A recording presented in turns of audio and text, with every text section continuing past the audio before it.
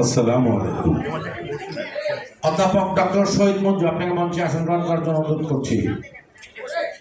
বন্ধু রাজীব, আপনি আসুন মঞ্চে।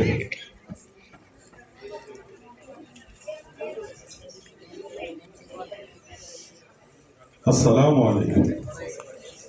অভ্যাগত সুধী মণ্ডলী, কবি চায় না দাম, কবি চায় অঞ্জলি, কবি চায় প্রীতি, কবিতা আর দেবতা, সুন্দরের প্রকাশ। যা কিছু সুন্দর তা হচ্ছে কবিতার দেবতা। সুন্দরকে গ্রহণ করতে হয় সুন্দরকে দিয়ে। আমার স্তবগান, আমার তপস্যা সুন্দরের পূজা। আজকের এমন একটি অনুষ্ঠানে আমরা সমবেত হয়েছি। জনাব শিহাব রিফাত আলম,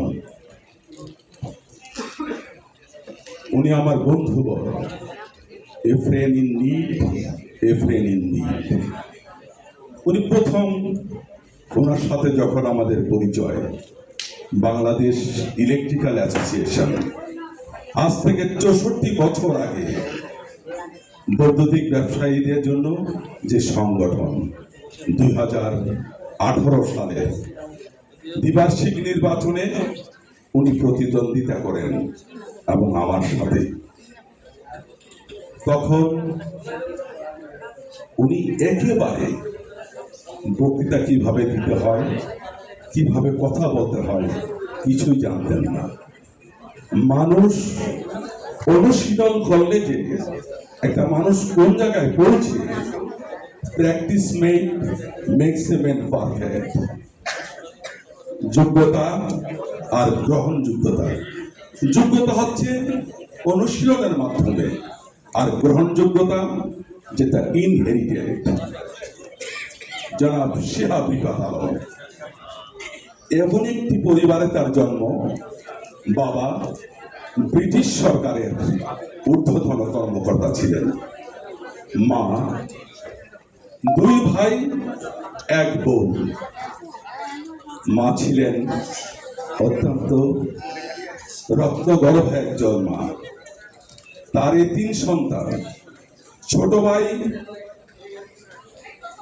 বাংলাদেশের পুলিশ ঊর্ধ্বতন কর্মকর্তার ডিআইজি শোয়েব রিয়াজ আলম, আর উনি শিহাব রিফাত আলম, একেবারে উচ্চতর শিক্ষায় শিক্ষিত।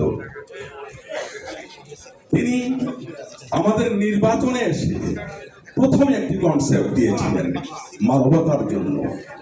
আমাদের বৈদ্যুতিক ব্যবসার সাথে সম্পৃক্ত 50 লক্ষ মানুষের মৌলিক যে চাহিদা, চিকিৎসা সেবার জন্য উনি একটি হাসপাতাল করতে চেয়েছিলেন। সেই হাসপাতালের আমাদের এই 50 লক্ষ লোক, আমাদের 10,000 সদস্য, লক্ষ লক্ষ কোটি টাকা ওনার নামে চেক দিয়েছিলেন অ্যাকাউন্টে। কিন্তু তদানীন্তন সেই প্রচলিত যে রাজনীতির যে অপরাজনীতিতে আমাদের সরকার 7 মাসের মধ্যে স্থগিত হয়ে পড়ে, সমস্ত ব্যাংক অ্যাকাউন্ট বন্ধ হয়ে যায়। একটা মানুষকে, একটা সৃষ্টিশীল মানুষকে যত বাধাই দেওয়া হোক না কেন, তার প্রতিভা কোনোদিন বন্ধ হয় না। তাই তো নজরুল বারবার বলেছেন, আমি উন্মাদ, আমি উন্মাদ, আমার ভুলিয়া গিয়াছে সকল বাদ। ওনার প্রথম এই জাগ্রত ব্যবসায়ী জনতা, এই বৈদ্যুতিক ব্যবসা, সকল ব্যবসায়ী ভাইদের অন্যায়, অত্যাচার, নিপীড়নের বিরুদ্ধে উনি ছিলেন সোচ্চার। একজন সৃজনশীল মানুষ অনেক প্রতিভার অধিকারী হয়ে থাকে। আজকে যারা এখানে সময়গত আছেন, আমি আগেই বলেছি কবিতার দেবতা। যারা কবি তারা মানুষের কথা বলেন, যারা সৃষ্টির কথা বলেন, যারা মানুষের উন্নয়নের কথা বলেন, তাদেরকে নিয়ে তিনি এমন একটি অনুষ্ঠান করেছেন।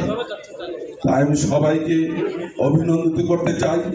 আর আমি বিশেষভাবে আমার শিক্ষা গুরু, আমার আধ্যাত্মিক গুরু, যিনি আমার স্পিরিচুয়াল পাওয়ার, আজকের এই সভার যিনি সভাপতিত্বের আসন অলঙ্কৃত করেছেন, আমি অত্যন্ত কৃতজ্ঞ এবং তার কাছে আনুগত্য জানাই ডক্টর নজরুল ইসলাম তামিজি।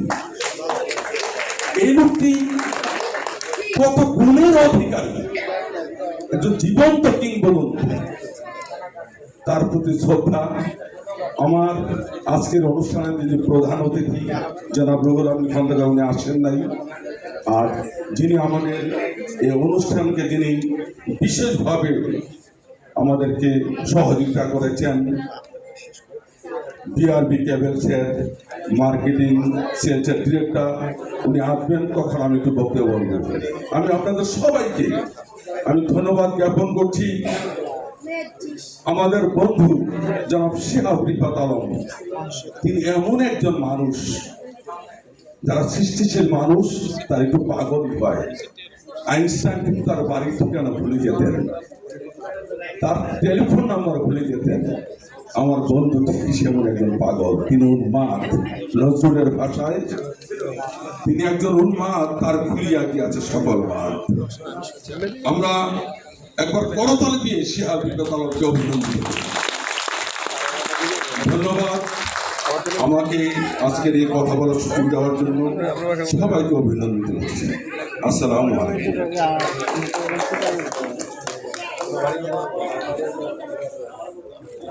চমৎকার। আসলে শিহাব রিফাত আলম যার সম্পর্কে যা কিছুই বিশেষণ দিয়ে কথা বলেন, বাস্তবে আমরা তা দেখতে পাই। এবার আসছেন বাগেরহাটের একজন কবি।